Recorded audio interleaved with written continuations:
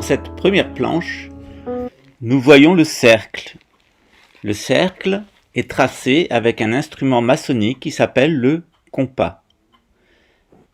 Ce cercle, il représente l'esprit divin. Cet esprit divin qui est la lumière apparaissant dans le ciel et formant dans les 12 mois de l'année le cercle de l'éclipse solaire avec les 12 zodiacaux. Au-dessous, nous voyons un deuxième instrument maçonnique qui est l'équerre. L'équerre, elle permet de former le carré à 4 cases, qui est le symbole du corps humain, tel qu'il se matérialise avec ces 4 éléments, l'air, le feu, l'eau et la terre, en relation avec les 4 phases de la lune, donc la pleine lune, la lune ascendante, la lune descendante et la mi-lune. Au milieu, nous avons encore 2 instruments qui représentent l'âme et vont être symbolisés par un octogone. Nous avons ici le symbole du médiateur, où on va trouver 2 planètes qui sont entre notre Terre avec sa lune et le Soleil, qui sont les planètes Mercure et Vénus. La planète Mercure symbolise l'enfant messager, et la planète Vénus est symbolisée par la mère. Nous allons voir ceci à la suite. Dans la maçonnerie, nous trouvons 2 instruments en rapport avec l'âme humaine, avec ce principe de médiation. Nous avons le rapporteur, qui est donc lié à Mercure et à l'enfant, et qui permet de tracer des diagonales ainsi que des angles. Ensuite, nous avons en rapport avec Vénus et la mère le fil à plomb, qui permet d'avoir une rectitude entre le sol et la terre, donc quelque chose qui est droit entre les autres et qui permet la communication. Si on voulait prendre une analogie, on dirait que le rapporteur, donc Mercure, est le fluide qui circule à l'intérieur et que Vénus, la mer, est le tube dans lequel va circuler l'information. Par analogie, dans le christianisme, on retrouve dans Mercure et dans Vénus la mère à l'enfant, c'est-à-dire la Vierge Marie, portant l'enfant Jésus.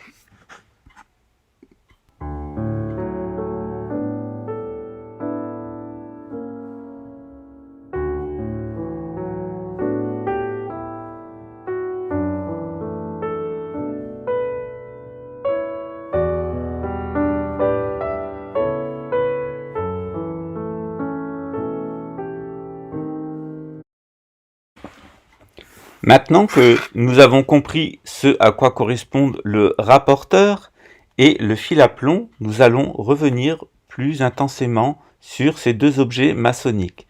Nous avons dit que le rapporteur permettait de marquer des positions afin de former des angles de plusieurs degrés d'ouverture.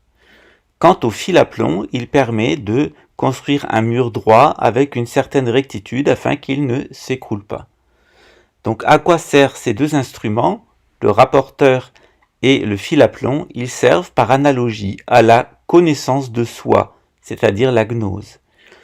Quelle est l'ambition de la gnose? C'est nous permettre d'être droit, d'avoir une certaine rectitude dans la vie entre le ciel et la terre, entre les 4 éléments du sol et les 12 zodiacaux qui sont au-dessus de nous, c'est-à-dire trouver la meilleure façon d'être dans les 12 mois de l'année.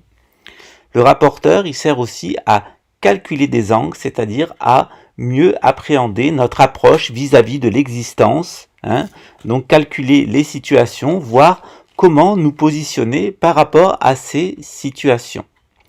Dans la maçonnerie, nous utilisons ce qu'on appelle la circulature du carré et la quadrature du cercle, qui fera l'objet d'une prochaine étude.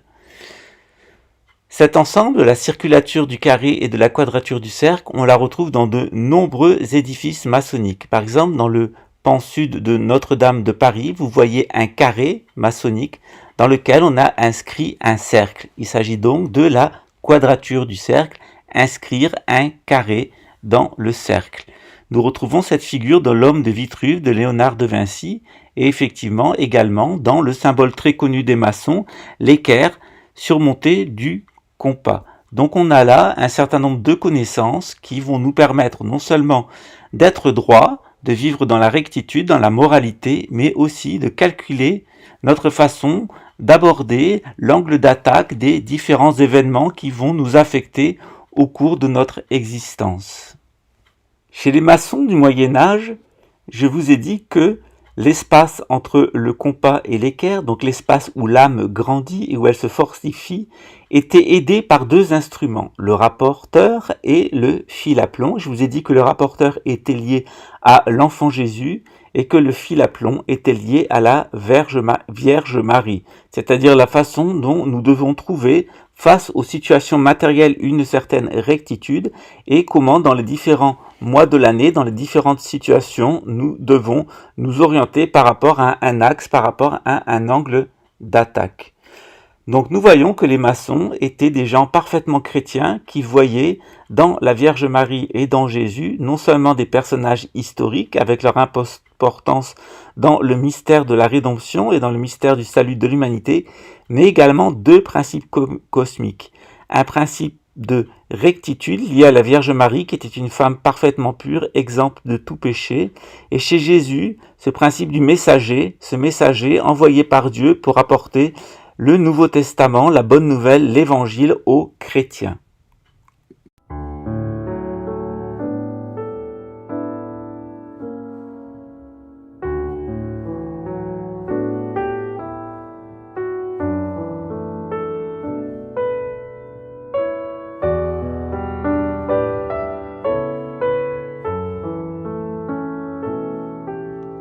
Le point que je vais développer maintenant est certainement celui qui est le plus incompris des gens qui ne sont pas maçons, et bien souvent aussi des maçons eux-mêmes qui, au XVIIIe siècle et au XIXe siècle, aveuglés par leur esprit républicain, démocrate et anticlérical, en sont venus à concevoir des monstruosités sur la question. On a bien là un affaiblissement de la maçonnerie, parce que normalement la maçonnerie est au service de la synarchie pour construire des édifices et construire l'être humain.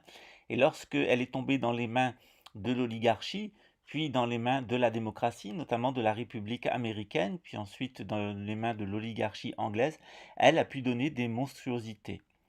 En France, la maçonnerie est tombée dans les mains des républicains, et bien sûr, ils ont donné au symbole maçonnique et une autre signification, et à l'esprit, à l'état d'esprit, ou plutôt à l'âme maçonnique, aussi une autre orientation républicaine, athée, anticléricale et parfois même violemment anticatholique, jusqu'à prendre des éléments du catholicisme qu'ils ne comprenaient plus, les inverser et les utiliser comme sorte d'idole. Alors, j'ai dit que l'âme était représentée par le nombre 8, un octogone, comme symbole du médiateur, avec d'un côté Mercure, qui est assimilé à l'enfant Jésus, le messager de Dieu, et Vénus, la Vierge Marie, celle qui est bonne et qui est exempte de toute faute. Donc on retrouve bien le rapporteur et le fil à plomb. Dans l'association avec l'enfant Jésus, évidemment, on retrouve la planète Mercure, qui est la planète en astrologie de la connaissance, de la sagesse et la messagère des dieux.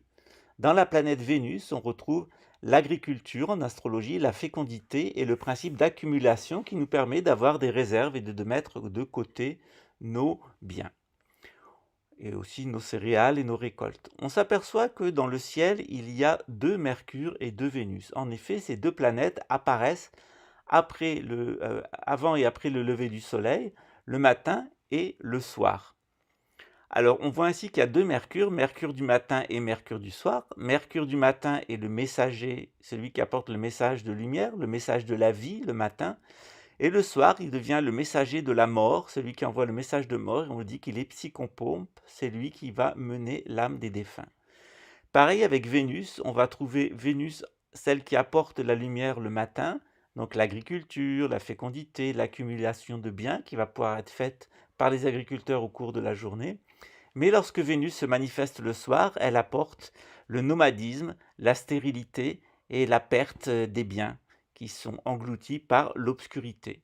Chez les Grecs, Vénus du matin et Vénus du soir portaient deux noms. Le matin, Lucifer, et le soir, Esper. En effet, pour les maçons, Lucifer était le symbole de la Vierge Marie en tant que mère, en tant que femme remplie de rectitude qui apporte l'agriculture, la fécondité et permet l'enfantement, mais aussi la gestation, comme le grain est mis dans le sol et va produire d'autres grains, eh bien l'Esprit de Dieu est mis à l'intérieur du corps de la Vierge Marie et va produire l'enfant Jésus. On a un principe donc de fécondation, de vie, de production et d'accumulation, qui est donc lié à Lucifer, c'est-à-dire Vénus du matin. Le soir, on va retrouver la Vierge Noire, donc c'est Vénus du soir, Esper, qui est donc souvent la Vierge des nomades. Les nomades, par exemple, au Sainte-Marie de la Mer, adorent une Vierge Noire, et ils viennent la toucher parce que les nomades veulent maîtriser leur fécondité. Ils ont très peur, les nomades, d'avoir beaucoup d'enfants, c'est une malédiction chez eux. Les nomades limitent toujours la natalité à son strict minimum parce qu'elle pourrait les gêner dans leur déplacement. On sélectionne les plus robustes et on élimine les plus faibles.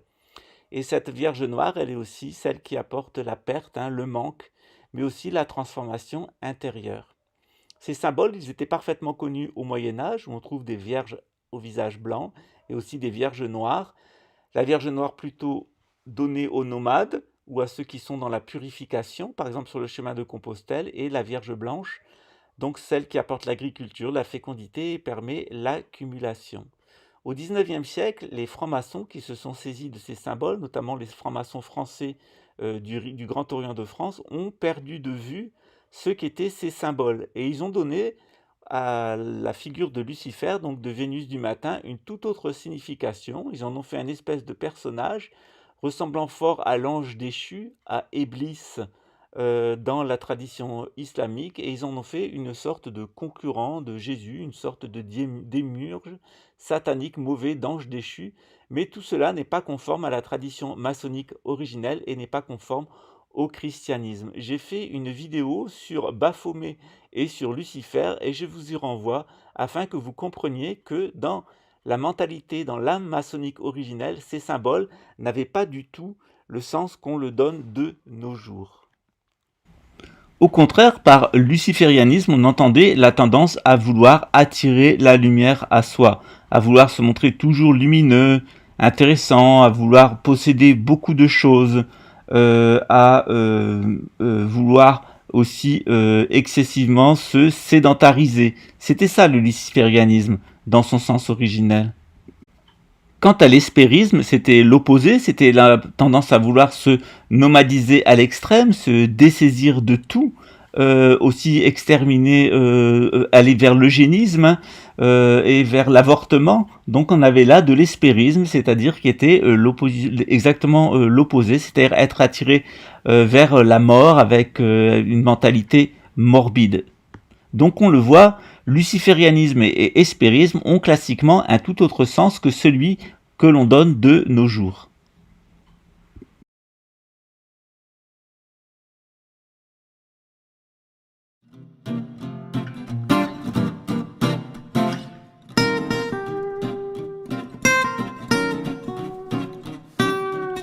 Bonjour, c'est Pascal Tréfingui. Aujourd'hui, nous allons parler de Lucifer, de la pure doctrine luciférienne. Alors, Lucifer, la maçonnerie est-elle luciférienne? Vraiment? Voyons cela.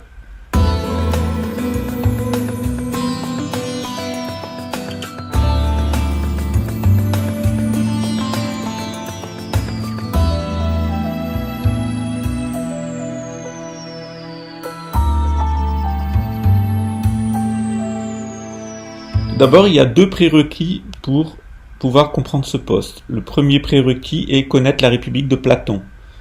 Rapidement, que dit Platon? Il y a un régime parfait qui s'appelle la synarchie. Qu'est-ce que la synarchie? Lorsque les personnes passent du nomadisme à la sédentarité, lorsqu'elles se fixent à un point, qu'elles ne suivent plus les courants du géomagnétisme saisonnier, ces personnes-là ont besoin d'être dirigées par un nomade qui va garder le contact avec la nature. Les personnes qui sont autour de lui vont se fixer en 4 castes égales, avec les mêmes droits, mais des devoirs différents. Le même accès à la matière, mais seulement des devoirs différents et les biens qui vont permettre de mener à bien ces devoirs-là. Mais à la base, c'est une société égalitaire. Cette société, elle est composée de 4 types de personnes. Ceux qui prient, donc ceux qui écoutent l'enseignement de l'empereur, qui écoutent ce qu'il dit de la nature, les lois qu'il édicte, à destination des sédentaires, qui vont prier, enseigner et soigner. Ce sont les oratores, les clercs. Ensuite, il y a les bellatores, ce sont les nobles, donc ceux qui vont défendre la cité et ceux qui vont l'administrer en interne. Donc avec les pouvoirs régaliens de police, de justice et de forces militaires et de fabrication de la monnaie.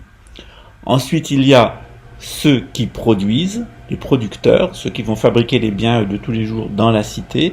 Et ensuite, il y a les serviles, ceux qui vont aller dans les champs à l'extérieur, ceux qui vont être les serviteurs des autres castes et qui vont donc les servir. Ces castes sont parfaitement à égalité avec le même accès à la matière, c'est une société égalitaire, mais il y a 4 fonctions et évidemment, il y a des instruments de travail qui font que il y a une différence sociale, mais il n'y a fondamentalement pas de différence économique.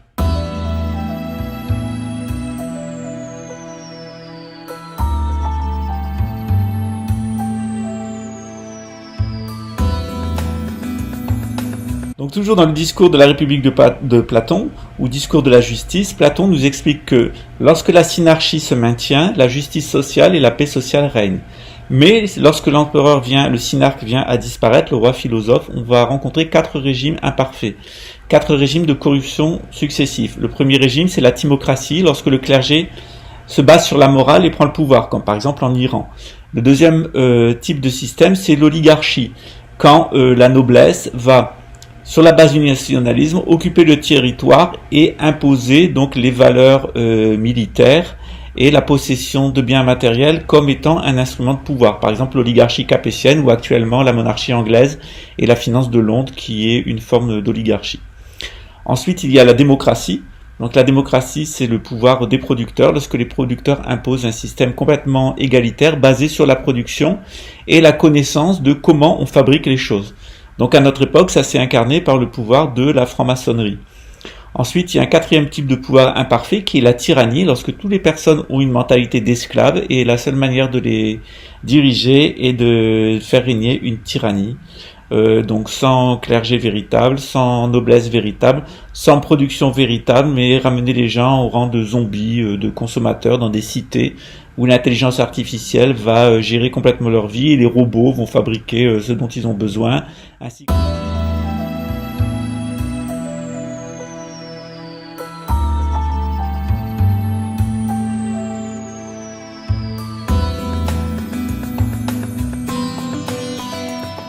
Mon ancêtre Santif d'Alvèdre a expliqué que la civilisation égyptienne était la civilisation synarque parfaite et que vont se manifester 4 grandes civilisations imparfaites après l'Égypte. La première civilisation imparfaite est la civilisation juive du temple de Jérusalem qui accordera un statut trop important à la religion et à la morale, ce qui amènera donc la déchéance de cette civilisation. La civilisation suivante est la civilisation française qui sera basée sur l'oligarchie, mais qui mourra sous les coups de l'oligarchie financière. C'est-à-dire la noblesse terrienne va se faire déposséder par la noblesse marchande, ce qui est arrivé avec la Révolution française, et amener le triomphe de la City de Londres. Ensuite, il y a la mission des producteurs. Cette mission des producteurs, de ceux qui fabriquent, c'était la mission des ouvriers, dit Saint-Yves d'Alvèdre.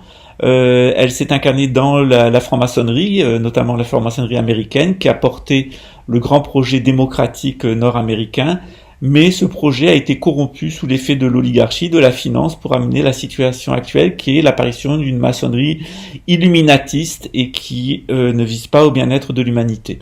Et le dernier pouvoir, effectivement, comme l'annonce Saint-Yves d'Alvèdre, une mission de l'Inde, c'est-à-dire qu'on va avoir une tyrannie mondialiste qui va s'articuler à partir de l'Inde. Donc il faut s'attendre à un déplacement de l'oligarchie anglaise qui contrôle les États, qui a pris le contrôle aussi bien de la théocratie juive que de l'oligarchie française et de la démocratie américaine. Donc cette oligarchie marchande, ces gens-là sont des tyrans, notamment les grandes multinationales, les grandes transnationales, qui vont avoir comme siège de leur capitale mondiale l'Inde.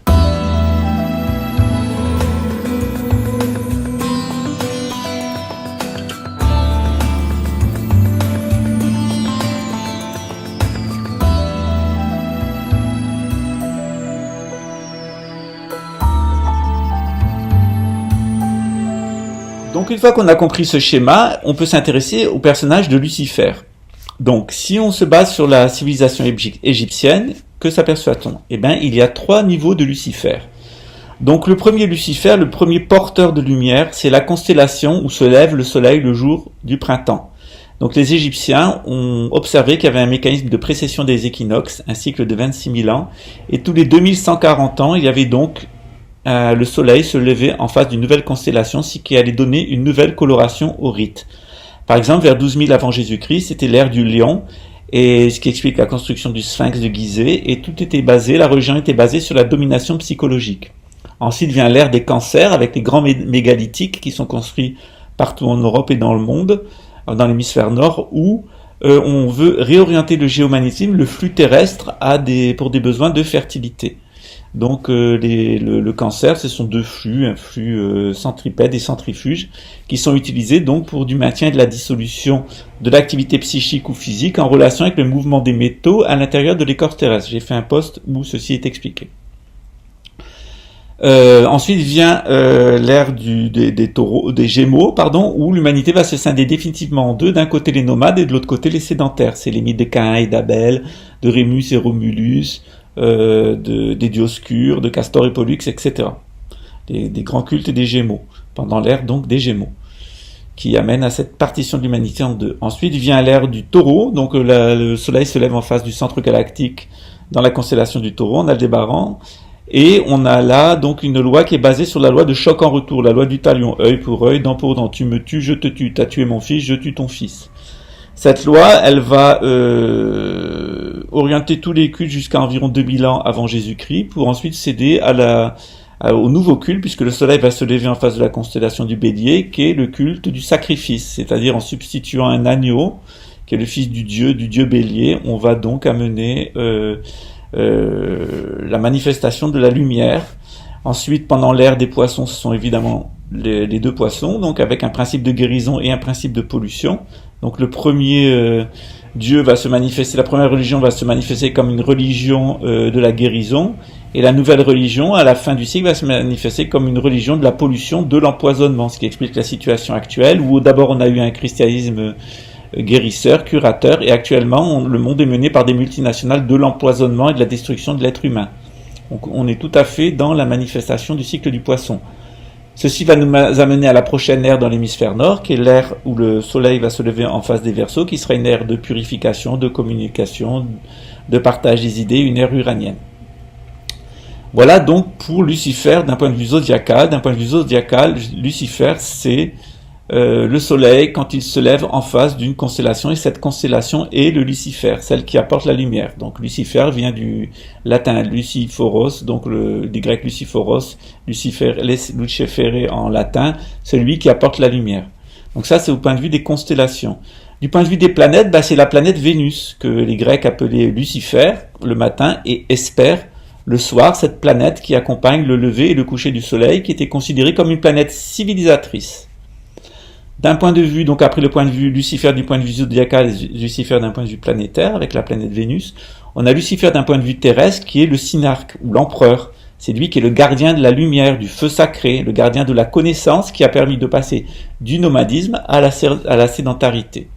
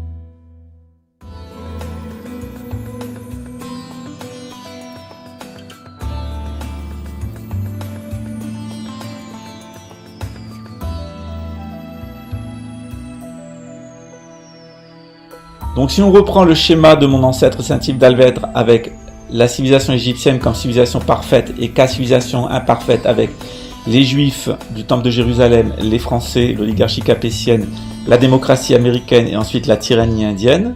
Et si on se souvient...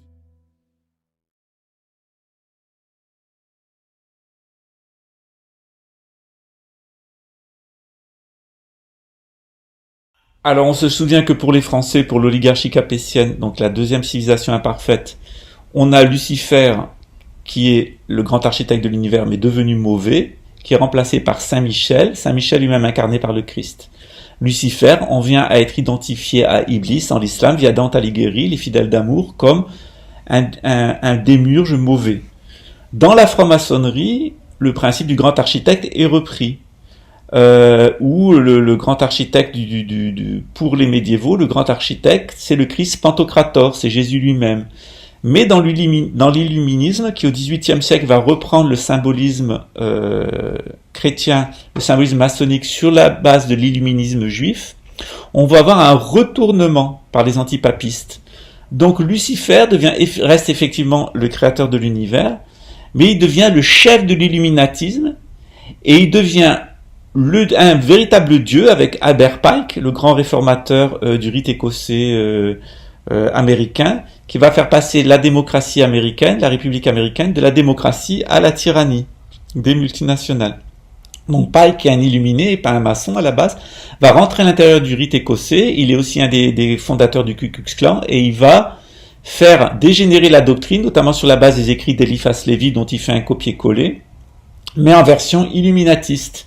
Donc Lucifer n'est plus un ange déchu, n'est plus l'empereur comme en Égypte, n'est plus le bon roi des Juifs, n'est plus Jésus-Christ chez les chrétiens, mais il est l'ennemi de l'Église, il est l'ennemi des Juifs qui restent attachés à l'ancienne tradition, et il est l'ennemi aussi de la tradition égyptienne qui s'est réformée en fait à travers les nouvelles religions. Donc chez Albert Pike, Lucifer devint le véritable dieu et commandeur de la franc-maçonnerie, ce qui d'un point de vue de la maçonnerie médiévale serait totalement erroné, et également d'un point de vue juif et également d'un point de vue égyptien. Mais par retournement dans l'illuminisme, qui est une forme de satanisme, on a donc la transformation de Lucifer en figure de grand architecte de l'univers et en figure de pouvoir. Donc cette transformation, elle rentre à nouveau en collision avec l'islam, c'est-à-dire au moment où la quatrième civilisation va se manifester, la civilisation de l'Inde, avec son régime imparfait de tyrannie. Il va y avoir une confusion entre Lucifer et la personne de l'antéchrist, c'est-à-dire que cet antéchrist va être l'antithèse complète du synarque, l'antithèse complète de l'empereur. On va le signer, le symboliser par un soleil qui mange ses propres rayons, alors que Jésus est un soleil qui est bienfaiteur, qui donne ses rayons. Donc il est cette deuxième manifestation importante de la fin de l'ère des poissons, avec ce grand principe de pollution et d'empoisonnement de l'humanité, et non pas de guérison. Et donc Lucifer devient donc le maître de la terre, l'antéchrist, qui est destiné à détruire l'humanité. Donc on voit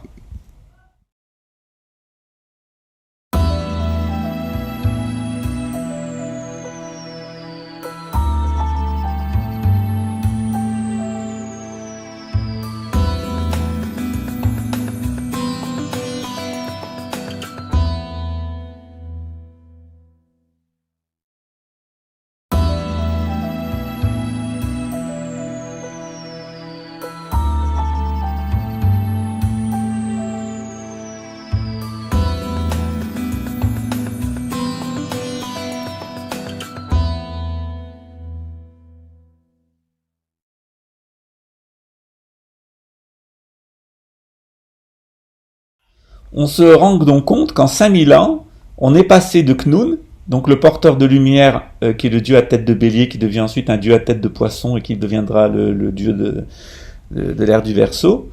On a le bon roi qui se transforme en bon roi des Juifs, mais en mauvais roi qui persécute les Juifs. Puis ensuite, en architecte premier de l'univers chez les chrétiens, qui est déchu et qui est remplacé par Michel, puis le Christ. Et par retournement, dans l'illuminisme, l'illuminatisme, le satanisme informationniste, comment en fait, par retournement, Lucifer devient le chef de la franc-maçonnerie, le grand illuminateur, qui va s'opposer à la tradition française, à la tradition juive et à la tradition égyptienne, tout en empruntant tout de même des symboles des traditions précédentes, à la tradition française, à la tradition israélienne, à la tradition égyptienne. Mais Lucifer devient un dieu, le dieu de la franc-maçonnerie, un dieu qui est contre Jéhovah, contre Yahvé, contre le dieu des chrétiens, des juifs et des musulmans. Ce qui explique d'ailleurs les stratégies des 3 guerres mondiales menées par les Illuminés, Première, Deuxième et Troisième Guerre mondiale, qui avaient pour objet Première Guerre mondiale de déchristianiser l'Europe, Deuxième Guerre mondiale de déjudaïser l'Europe, et Troisième Guerre mondiale de désislamiser totalement l'Europe, et même le monde, tout l'hémisphère nord. Pour arriver à la 4e phase du programme, la 4e civilisation imparfaite, qui aura son siège en Inde, où il y aura effectivement une confusion entre la personne de l'Antéchrist et Lucifer. Ça explique mieux l'épopée de la société théosophique en Inde, et notamment le rôle qu'on a voulu faire jouer à Krishnamurti et qui au final il a refusé.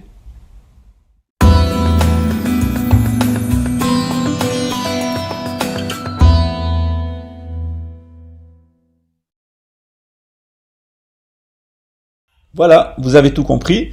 J'espère que c'était clair. Donc vous savez maintenant que la figure de Lucifer, à l'origine, c'est le Gnum, le porteur de lumière, le soleil du printemps, la constellation qui apporte le soleil du printemps, la planète Vénus qui apporte le soleil avec Mercure, et ensuite l'empereur qui apporte la civilisation et la connaissance aux gens qui vont se fixer dans une cité. Mais par corruption de la thématique, le long des 4 sociétés imparfaites, on en arrive à une figure de Lucifer qui est une antithèse complète de ce que Khnun est dans la tradition égyptienne. Si vous n'avez pas compris, vous pouvez me poser des questions, c'est en bas et c'est très volontiers. À très bientôt. Ciao, donc. Pas de maçonnerie luciférienne. Et un illuminatisme qui se revendique d'un dieu qui s'appellerait Lucifer, qu'ils ont inventé, très certainement.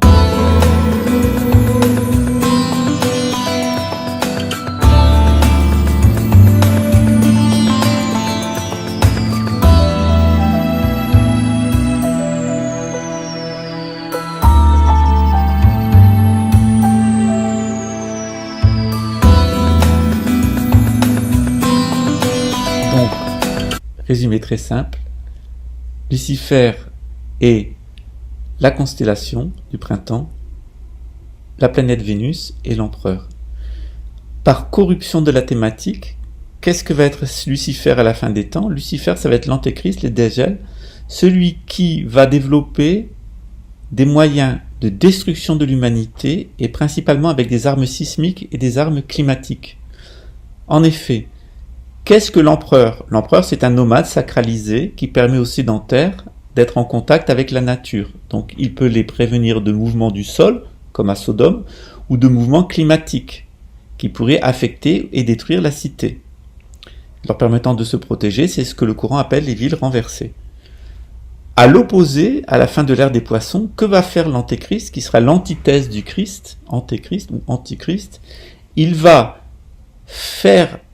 fabriquer des cités et sédentariser les gens à des endroits où ils seront sous la menace de phénomènes sismiques, sous la menace de phénomènes climatiques, et pour les maintenir sur son pouvoir, à lui, c'est même lui qui générera des problèmes climatiques et des problèmes sismiques contre les cités qui ne lui obéissent pas. Il y a un hadith du prophète Mohammed, la paix sur lui, qui dit que lorsque l'antéchrist passera dans une contrée, eh bien, où il fera trembler le sol, où il fera tomber ou non la pluie, selon que les personnes vont se soumettre ou non à lui.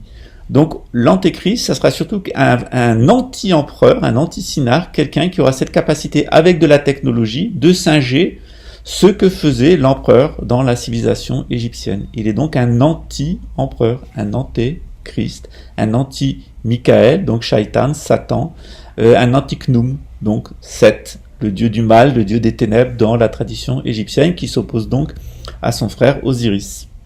Vous avez tout compris. Maintenant, vous comprenez pourquoi ces grandes multinationales qui incarnent l'antéchrist et qui préparent sa venue ont des armes sismiques et des armes climatiques. Tout simplement parce que ça correspond au déterminisme historique.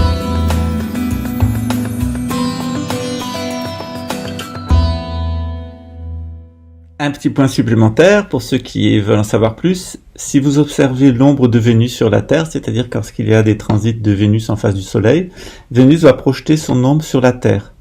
Or, les points sur lesquels Vénus passe tous les 8 ans, chiffre impérial, et tous les 100 ans, ce qui est aussi un autre chiffre assez important puisque c'est le retour à l'unité, vous verrez que les principaux sites de civilisation sont placés sur des transits de Vénus au sol et suivent des lignes de ley.